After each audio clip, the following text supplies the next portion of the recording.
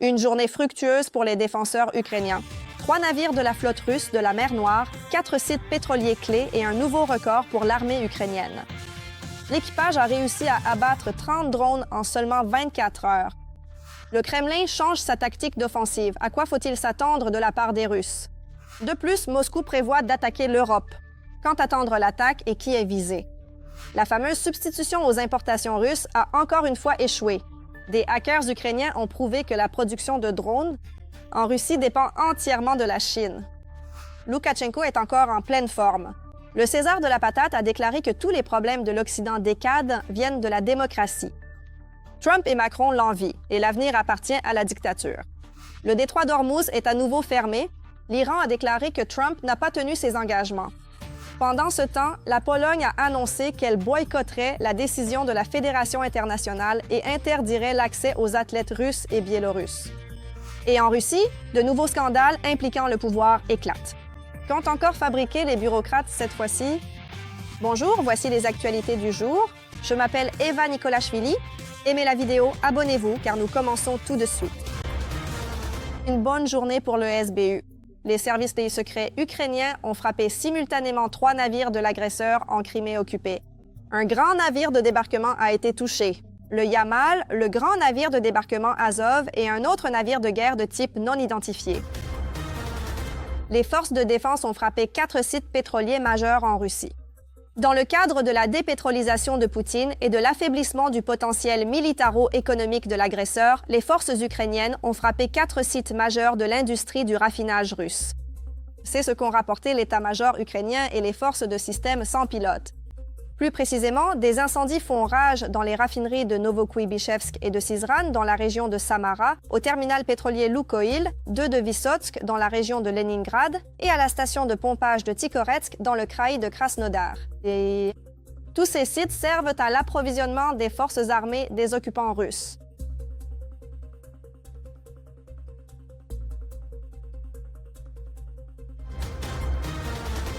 Les militaires ukrainiens continuent d'établir de nouveaux records. L'équipage Foxtrot des forces de défense ukrainiennes a réussi à abattre 30 drones russes en 24 heures. Les cibles ont été abattues par des drones intercepteurs Sting. C'est un nouveau record pour le nombre de drones abattus en 24 heures. Cela a été annoncé sur la page de l'entreprise Frelon Sauvage. Le précédent record était détenu par le soldat Miguel qui avait abattu 24 Shaheds. Désormais, un nouveau record a été établi par ses élèves selon les Frelons Sauvages. L'équipage Foxtrot a réussi à détruire 28 Shaheds et 2 Djerbera. Le Kremlin a changé sa tactique d'offensive. La destruction active de la logistique a forcé les Russes à modifier leurs plans initiaux pour la campagne d'offensive printemps-été sur le front.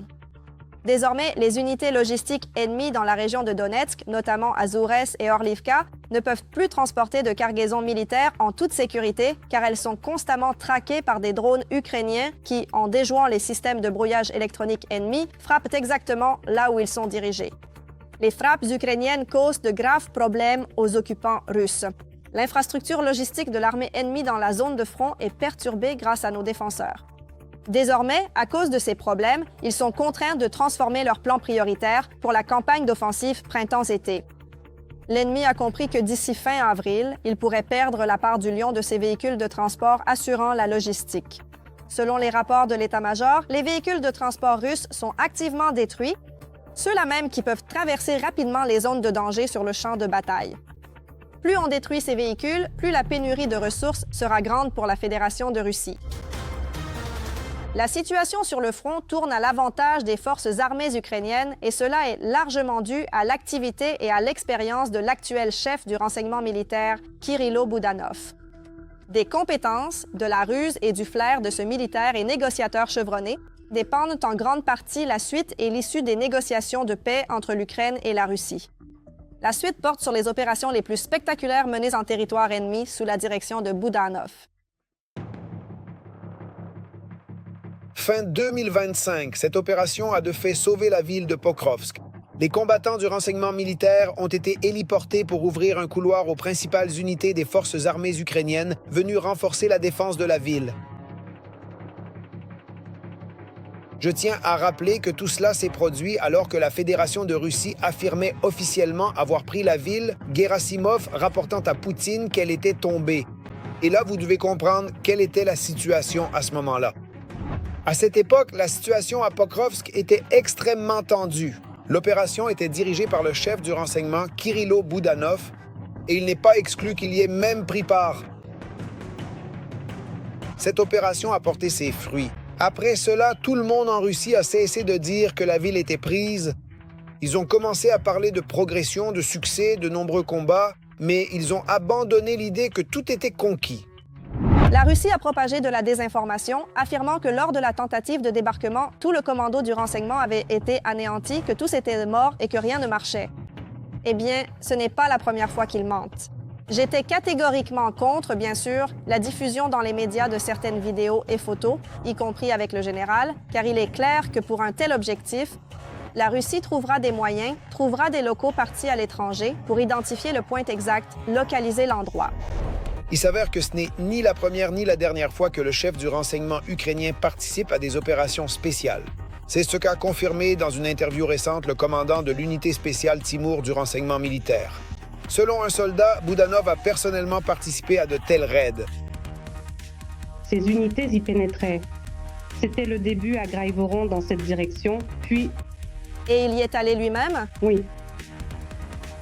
Je vais même vous montrer une photo de lui là-bas. Pourquoi devait-il intervenir avec son unité? Au début de l'invasion, les unités du GUR ont repoussé l'offensive aérienne russe sur l'aéroport de Hostomel. Si cette opération avait échoué, les troupes russes auraient pu encercler Kiev dès la première semaine. Dès le début de l'agression russe en 2014, Kirilo Boudanov, membre des forces spéciales du renseignement ukrainien, a participé aux combats dans l'est du pays et aux opérations du GUR. Il a été blessé à plusieurs reprises. La plupart des opérations auxquelles il a participé restent confidentielles. En 2016, lors d'une opération spéciale en Crimée, Boudanov a commandé un raid qui a détruit des hélicoptères sur la base de Djankoï. Il y a eu un affrontement avec les forces spéciales russes qui ont été neutralisées. Lors de ces incursions en territoires occupés, Boudanov affirmait toujours que la récupération des terres n'était qu'une question de temps. On s'est arrêté là et Kirilo Vassilievitch a dit « Asseyons-nous ici car c'est aussi notre terre, une terre ancestrale ». Sous sa direction au renseignement militaire, Boudanov a transformé l'agence en une force hybride capable de mener des opérations complexes et incroyables.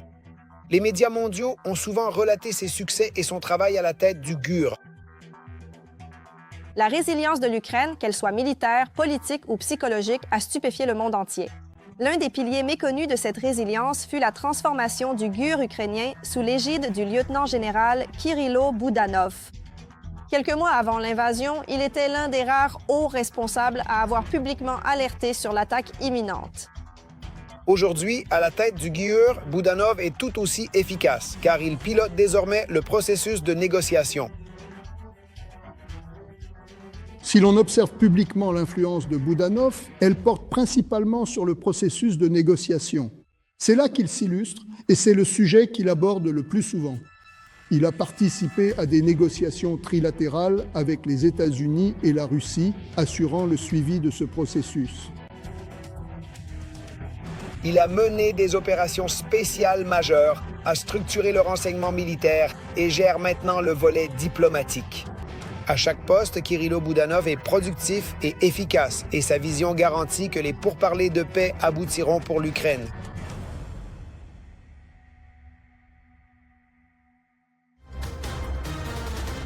Le fameux remplacement des importations russes est une fiction. La production de drones en Russie dépend entièrement de la Chine.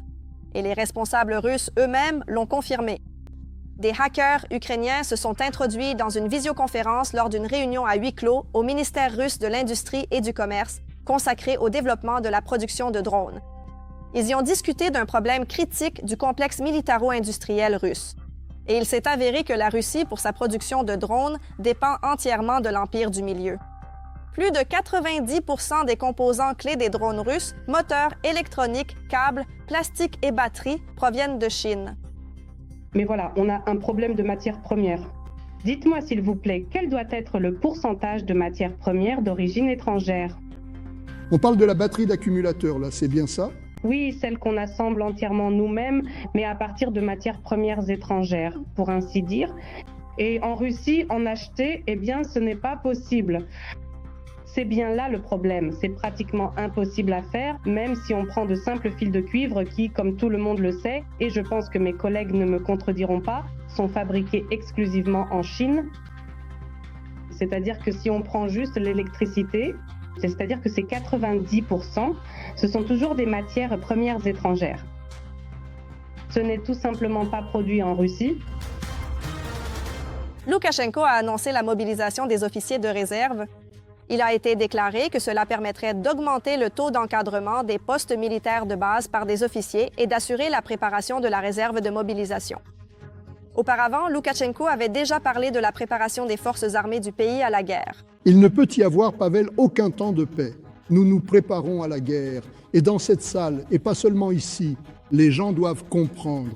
Nous sommes absolument contre la guerre, surtout nos officiers, nos soldats, les forces armées, parce que nous savons ce qu'est la guerre. Nous ne voulons pas de la guerre, en réalité, il faut bien le reconnaître. Mais l'armée, il faut le dire, est faite pour ça, pour la guerre. Si soudain quelqu'un décide de nous parler et de nous regarder à travers le viseur d'une arme, nous répondrons. C'est à cela que nous nous préparons. Plus tard, il a appelé les fonctionnaires à se mobiliser, soulignant la nécessité d'unir les efforts pour surmonter les défis et l'incertitude auxquels le pays est confronté. La Biélorussie a commencé à construire des routes vers l'Ukraine et à déployer de l'artillerie. Les autorités ukrainiennes estiment que Poutine tentera à nouveau d'entraîner son satellite dans la guerre. Nous pensons que la Russie va tenter une fois de plus d'entraîner la Biélorussie dans sa guerre. J'ai ordonné, par les canaux appropriés, d'avertir les dirigeants de fait de la Biélorussie que l'Ukraine est prête à défendre sa terre et son indépendance.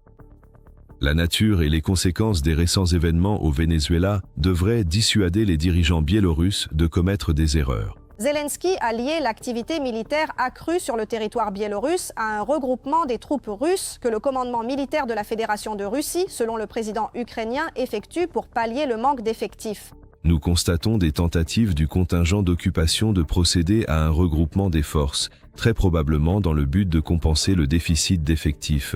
À cet égard, il devient plus évident pourquoi l'activité des forces armées a été augmentée sur le territoire de la Biélorussie. Zelensky a ordonné de dire personnellement à Loukachenko que l'Ukraine est prête à défendre sa terre. Pendant ce temps, le César de la patate a déclaré que tous les problèmes de l'Occident décade viennent de la démocratie et que l'avenir appartient au totalitarisme, ou mieux à la dictature. Et en général, tous les politiciens et chefs d'État des pays civilisés envient des gens comme Poutine et Loukachenko. Aucun d'entre eux n'a un tel soutien, jusqu'à 80%. C'est vrai, le malin a oublié d'ajouter que ces 80% sont truqués. Parmi les politiciens, il y a une certaine envie les uns envers les autres. C'est vraiment le cas. Vous avez tout à fait raison, j'y pense aussi souvent. Dieu fasse qu'un politicien occidental ait enfin pas 78%, pas 80%, mais au moins 60%. Chez vous, en Occident, et c'est là votre malheur, celui de Macron, le président de la France, de Merz, et ainsi de suite. Ce sont des opportunistes de passage. Vous comprenez? Ils ne sont là que pour un temps. Ils arrivent, se servent et s'en vont. Dans son interview avec un journaliste anglophone docile et spécialement formé, Loukachenko s'en est pris aux dirigeants des superpuissances et s'est demandé « Mais qui est-il au juste, ce Trump ?» C'est pourquoi ils ne pensent pas au peuple de France, d'Allemagne, etc. Et c'est là leur problème. Ils nous faisaient la leçon autrefois, à la Russie, à nous, au Kazakhstan, à l'Ukraine et à d'autres pays. Mais maintenant, ils devraient venir chez nous pour apprendre et en tirer les conclusions qui s'imposent.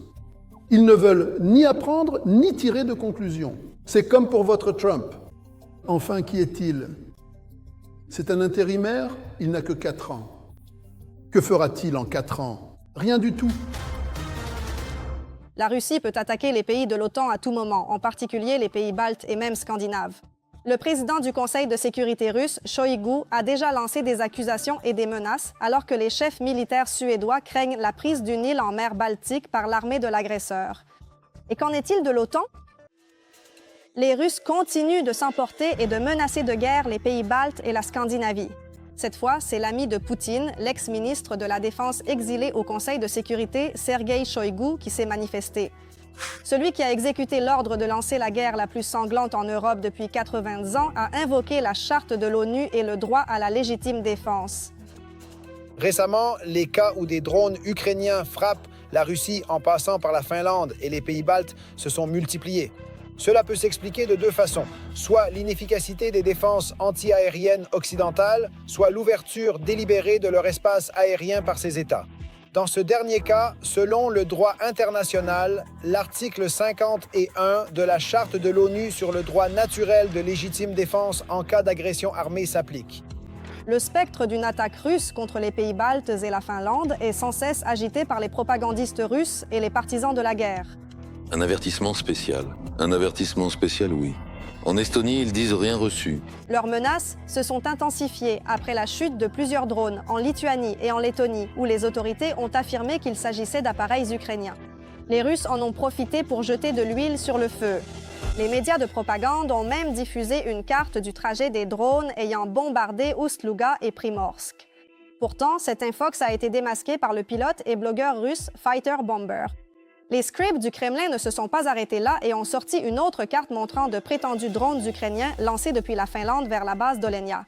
Toute cette campagne d'intimidation s'est accompagnée des vociférations de Soloviev. Les pays baltes, à savoir l'Estonie, la Lettonie et la Lituanie, laissent passer dans leur espace aérien des armes ukrainiennes qui sont fabriquées à l'étranger. C'est aujourd'hui qu'on doit rayer les pays baltes de la carte parce que, enfin, ça bombarde le port et les terminaux d'Ust-Luga. Les Baltes doivent sentir sur eux toute la colère du peuple russe. Pour calmer le jeu, les ministres des Affaires étrangères d'Estonie, de Lituanie et de Lettonie ont publié un communiqué commun sur le site du ministère estonien, pays qui se prépare à une guerre contre la Russie et espère tenir au moins 30 jours en cas de blocus total. Nous, ministres des Affaires étrangères d'Estonie, de Lettonie et de Lituanie, rejetons catégoriquement la campagne de désinformation en cours en Russie qui est totalement infondée. Les pays baltes n'ont jamais autorisé l'usage de leur territoire ou de leur espace aérien pour des frappes de drones contre des cibles en Russie. Les diplomates ont rappelé aux Russes qu'ils sont les agresseurs et qu'au lieu de chercher à créer un nouveau foyer d'instabilité dans le monde, il ferait mieux de quitter l'Ukraine. L'unité des pays baltes n'a visiblement pas plu au Conseil de sécurité russe. Les Russes tentent d'intimider psychologiquement les pays baltes pour qu'ils réduisent leur soutien à l'Ukraine, menaçant sinon d'une invasion militaire directe, ce qui rejoint de nombreuses déclarations dans les médias mondiaux, ainsi que les propos de Trump disant qu'il n'aiderait pas les pays de l'OTAN s'ils faisaient l'objet d'une attaque militaire. Voilà. En réalité, toutes les accusations de la part de la Russie sont sans fondement. Tout le monde le sait très bien. Il n'y a aucune preuve, mais la Russie tente à nouveau de faire pression sur ses voisins en utilisant la guerre en Ukraine comme argument. Pendant ce temps, le commandant en chef des forces armées suédoises est convaincu que pour provoquer et tester les nerfs de l'OTAN, les Russes n'ont même pas besoin de s'emparer de la fameuse Narva pro-russe. L'une des 400 000 îles de la mer Baltique suffirait. Une déstabilisation, même sur un minuscule lopin de terre sous garantie de l'Alliance, pourrait soit mener à une nouvelle guerre, soit briser l'unité fermement affichée par les partenaires depuis la Seconde Guerre mondiale. Moins de 24 heures après que l'Iran a ouvert le détroit d'Ormuz, celui-ci est à nouveau fermé. Désormais, le passage nécessite l'accord de Téhéran. Le commandement central iranien a déclaré que cela était dû au fait que Trump n'avait pas respecté ses engagements. Les États-Unis ont refusé de lever le blocus maritime des ports iraniens dans le golfe Persique. Téhéran a qualifié de piraterie le blocus des ports par les États-Unis. Les militaires iraniens ont ajouté que tant que les États-Unis ne rétabliraient pas la pleine liberté de navigation pour les navires en provenance d'Iran vers leur destination et vice-versa, la situation dans le détroit d'Ormuz resterait sous contrôle strict et dans son état actuel. Le détroit d'Ormuz n'avait rouvert que la veille. Il était prévu que la levée du blocus dure 2 semaines, tant que le cessez-le-feu entre le Liban et Israël, conclu par l'intermédiaire du Pakistan, resterait en vigueur. Cependant, les Américains n'ont pas levé le blocus des ports maritimes iraniens. Trump a déclaré qu'il se poursuivrait jusqu'à ce que Washington et Téhéran concluent un accord. L'Iran a immédiatement exprimé son mécontentement et a prévenu qu'il fermerait à nouveau le détroit d'Ormuz. D'ailleurs, ils ont mis leurs menaces à exécution. Pendant ce temps, les États-Unis ont à nouveau levé les sanctions sur la vente de pétrole russe. Une nouvelle licence du Trésor autorise la vente, le transport et le déchargement de pétrole et de produits pétroliers russes chargés sur des pétroliers jusqu'au 17 avril. Le document sera valable jusqu'au 16 mai. La licence précédente autorisait les transactions jusqu'au 11 avril. La Pologne ignorera la décision de la Fédération internationale et n'autorisera pas les athlètes de Russie et de Biélorussie à participer au championnat d'Europe de plongeon. La présidente de la Fédération polonaise de natation, Otylia Jędrzejczak, a souligné que tant que l'agression armée de la Russie contre l'Ukraine se poursuivrait, les Russes, comme les représentants de la Biélorussie, ne devraient pas participer aux compétitions internationales sous leur propre drapeau. Dans le même temps, la Pologne ne boycottera pas d'autres compétitions, afin de ne pas nuire à la carrière de ses athlètes. Les compétitions de plongeon auront lieu en 2027 en Pologne. En début de semaine, la Fédération internationale de natation a annoncé sa décision de lever toutes les sanctions contre les Russes et les Biélorusses et de les autoriser à concourir sous leur propre drapeau et hymne. La Russie devient de plus en plus un État où l'argent sert à la guerre, mais où l'on cherche à enterrer les gens au moindre coût. À Sébastopol, les autorités d'occupation en sont arrivées à autoriser pour les funérailles sociales non seulement les cercueils en bois, mais aussi le carton, la sciure et tout autre matériau bon marché. Les gens économisent de l'argent, l'écologie est préservée, la forêt est préservée, ces produits sont des produits écologiques. Lors de la combustion, cela brûle 10 fois plus vite et on dépense 10 fois moins de ressources énergétiques. Et le monde dicte de nouvelles règles. Ils appelaient ça des éco-cercueils. C'est un trait très révélateur de ce qui arrive à la Russie lors de la 5e année de l'invasion à grande échelle. La condition principale est désormais unique, se limiter à 3 392 roubles et 90 kopecks. Alors que Poutine continue de brûler des ressources colossales dans la guerre à l'intérieur du pays, on commence à économiser sur l'ultime chose, les funérailles. Le secteur funéraire connaît actuellement un véritable essor. Le chiffre d'affaires des principaux acteurs a augmenté de plus de 20% et dans certaines régions de près de 50%. Et les pertes totales des troupes russes s'élèvent actuellement à 1 million et près de 320 000 hommes, morts, blessés et disparus, que l'on ne cherche pas vraiment pour éviter de payer les indemnités de décès. Rien qu'en 2025, environ 425 000 hommes sont tombés sur le sol ukrainien. Et tandis qu'au sommet, on continue de parler d'objectifs stratégiques et de missions historiques, en bas, le pays s'enfonce de plus en plus dans un mode de dépréciation de tout, y compris de la vie humaine. Poutine continue de brouiller les pistes pour cacher les crimes de son armée en Ukraine. On a appris que les Russes ont détruit une fosse commune d'habitants de Marioupol dans le village de Mangouche, tués pendant le siège de la ville en 2022. Le village de Mangouche est devenu l'un des lieux clés des fosses communes après la prise de Marioupol par les troupes russes. C'est là qu'étaient transportés les corps des civils tués lorsqu'il n'était plus possible de procéder à des inhumations en ville à cause des bombardements constants et de la destruction des infrastructures. Ici, les militaires russes et les structures sous leur contrôle ont secrètement créé les premières fosses communes. On y enterrait les habitants de Marioupol tués lors des bombardements intensifs de la ville, y compris les victimes de la frappe sur le théâtre dramatique de Marioupol. Cela est visible après l'analyse d'images satellites pour la période allant de 2022 à 2026. Sur les images, on remarque que le site de la fosse commune de Mangouche a été presque entièrement détruit. Il est désormais établi qu'un chantier de réparation routière a été aménagé sur le lieu de la sépulture. Ainsi, le territoire qui aurait pu contenir des preuves de crimes de guerre est de fait détruit ou considérablement modifié. Ces actes s'inscrivent dans la politique systémique des autorités d'occupation pour effacer les preuves des événements liés au siège de Marioupol. 10 000 roubles, c'est le prix fixé par la justice russe pour la négligence du maire ayant privé la ville de chauffage et d'eau en plein hiver. Il s'agit du maire de la ville sibérienne de Bodaibo, Alexei Bodvin. Le 30 janvier, une panne municipale a privé plus de 1300 habitants d'eau et de chauffage dans la ville. La température est descendue sous les moins 40 degrés, gelant la conduite d'eau principale et stoppant 4 chaufferies. Les réparations ont duré jusqu'au printemps, mais dès mars, les médias signalèrent de nouvelles pannes et les habitants se plaignaient d'une eau souillée. Finalement, le maire Bodvin a été reconnu coupable de violation des règles de protection civile en cas d'urgence et condamné à 10 000 roubles d'amende. Bodvin reste toutefois visé par une enquête pour abus de pouvoir et demeure actuellement assigné à résidence. Pour ce chef d'accusation, il risque jusqu'à 10 ans de prison. Selon l'enquête, Bodvin connaissait l'état de vétusté des canalisations dès décembre 2023, mais a ignoré le problème. L'inondation au Daghestan, tragique pour de nombreux habitants, a révélé l'incapacité totale des autorités russes à prévenir et gérer les situations d'urgence. Pourquoi les autorités échouent-elles face aux inondations, aux incendies de forêt et aux tempêtes de neige qui reviennent chaque année? La suite maintenant.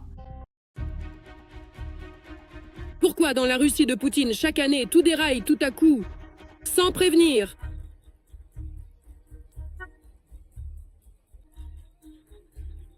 Un pays où chaque année tout finit par couler, brûler ou geler. Que s'est-il passé? Pourquoi tout cela arrive-t-il? Et à chaque fois, on présente cela au public comme un cas de force majeure. Inondations au Daghestan et en Tchétchénie, incendies en Extrême-Orient, blizzard au Kamtchatka, c'est devenu la routine. C'est un cauchemar. Mais ce n'est pas tout. Les budgets régionaux sont percés, le système de gestion se contente de réagir au lieu de prévenir. Mais les Russes qui votent pour Poutine année après année pâtissent aussi de l'incurie de l'élite corrompue. Nous croyons au président et savons que tout ne réussit pas d'un coup, mais la victoire sera nôtre. Makhatchkala a été submergé. Les pluies ont battu des records. Le cyclone a frappé la Tchétchénie et l'Ingouchie. Mais si l'on a pu évacuer là-bas, au Daghestan, le pire des scénarios s'est produit. On n'a plus nulle part où vivre. Les papiers sont restés sous l'eau. Tout est resté sous l'eau. Regardez, chez eux, tout a été emporté. Des gens se sont noyés dans leurs voitures. Des bâtiments se sont effondrés comme des châteaux de cartes. Actuellement, dans 10 localités différentes du Daghestan, plus de 2000 maisons et terrains restent encore inondés. La région a été si durement touchée qu'il est devenu clair que ce n'est pas juste de la pluie, mais un échec systémique prévisible. C'est le résultat de décennies de négligence de l'infrastructure de la ville. Makhatchkala n'a pas de système d'évacuation des eaux de pluie. Ce qui existe n'est qu'un vestige de l'époque soviétique pour une ville de plus de 700 000 habitants. Les lits des canaux et des rivières sont jonchés de détritus, envahis par les roseaux et les arbres, ou rétrécis par des constructions illégales. Les autorités de la République affirmaient investir dans des systèmes d'alerte d'urgence, le renforcement des berges et le curage des cours d'eau. Mais apparemment, rien de tout cela n'a été fait. Les autorités ont rejeté la faute sur les constructeurs locaux qui ont érigé les bâtiments. Le chef de la région, Melikov, pour couvrir ses arrières, a demandé une enquête au comité d'enquête et au parquet, tout en quémandant une aide fédérale massive. Il y a énormément de travail ici. Mettez des bottes, de préférence en caoutchouc, qui montent jusqu'ici, comme ce pantalon. Ne venez pas ici en basket ou en tennis. Des gens se sont retrouvés sans toit au-dessus de leur tête. Et ce, bien que le Daghestan soit le champion des régions russes pour les subventions du budget fédéral. Avant le Daghestan, le dernier exemple d'inondation majeure a été la rupture du barrage sur l'Oural, qui a submergé la ville d'Orsk. Il est à noter que le gouvernement russe a alloué 9 milliards de roubles pour la lutte contre les crues, soit 1 milliard de plus que l'an dernier. Partout en Russie, les situations d'urgence tournent régulièrement au drame. Tout brûle, bordel. Tout brûle, bordel.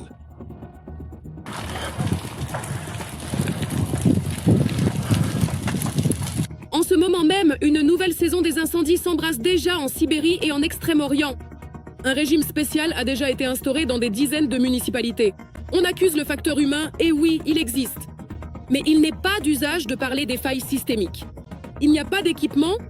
Les effectifs des gardes forestiers ont été divisés par 4. La plupart ont été envoyés faire la guerre en Ukraine. Quand un feu se déclare, il n'y a tout simplement personne ni rien pour l'éteindre. Mais en Russie, on explique désormais chaque catastrophe par des complots des services secrets ukrainiens. Malheureusement, des cas d'incendies criminels ont été identifiés. Plusieurs personnes ont déjà été interpellées. Malheureusement, ils travaillaient pour les Ukrainiens. Les forces de l'ordre s'en occupent actuellement. On ne pourrait pas mieux inventer. L'argent manque, tout a été pillé. C'est pourquoi, chaque saison, le même cycle se répète. Le manque de fonds pour une lutte systémique dure depuis si longtemps que combattre les feux est devenu comme se battre contre des moulins à vent. Cet hiver, à Petropavlovsk-Kamtchatski, la ville a vécu en état d'urgence, car les autorités ont admis leur totale impuissance et leur incapacité à faire face au blizzard. Pour les zones de Pergélisol, je demanderai à Vladimir Vladimirovitch d'envisager l'extension aux régions à forte charge de neige. Les ordures n'ont pas été ramassées depuis des semaines. Les cours sont devenus des décharges infestées de rats. sorti de l'immeuble. Un peu de neige sous l'auvent. Il y a 1 an, on prévenait que le matériel manquait cruellement. Mais rien n'a changé. De plus, l'entreprise chargée du nettoyage de la ville était en faillite et ne faisait pratiquement rien. C'est dur, bien sûr. Mais on s'en sortira. On n'a pas vraiment le choix. On y arrivera quoi qu'il arrive. Le problème, ce sont les priorités. Les gouverneurs nommés par Poutine font ce pourquoi ils sont contrôlés. Salaire public, décret de mai, recrutement de contractuels. Tout le reste passe au second plan. Tout se passe comme prévu. Comme prévu. Comme prévu.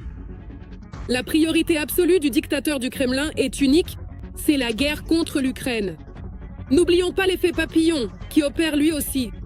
Et pendant que le Kremlin de Vladimir Poutine gaspille, sans compter, des ressources absolument colossales et précieuses pour mener une guerre longue, coûteuse et destructrice, il ne s'occupe plus du tout de l'essentiel de ce qui compte vraiment au sein même du pays. Ainsi, la Russie, immense et complexe, brûle, coule, gèle et s'effondre petit à petit, retrouvant, comme souvent dans son histoire, son état historique habituel, marqué par la crise, la difficulté et l'instabilité. C'est tout ce que j'ai le temps de vous dire pour l'instant. Je passe maintenant le relais de l'information à mes collègues. Ils vous préparent déjà les nouvelles les plus récentes. En attendant, soutenez-nous, likez et abonnez-vous à notre chaîne. C'est très important pour nous.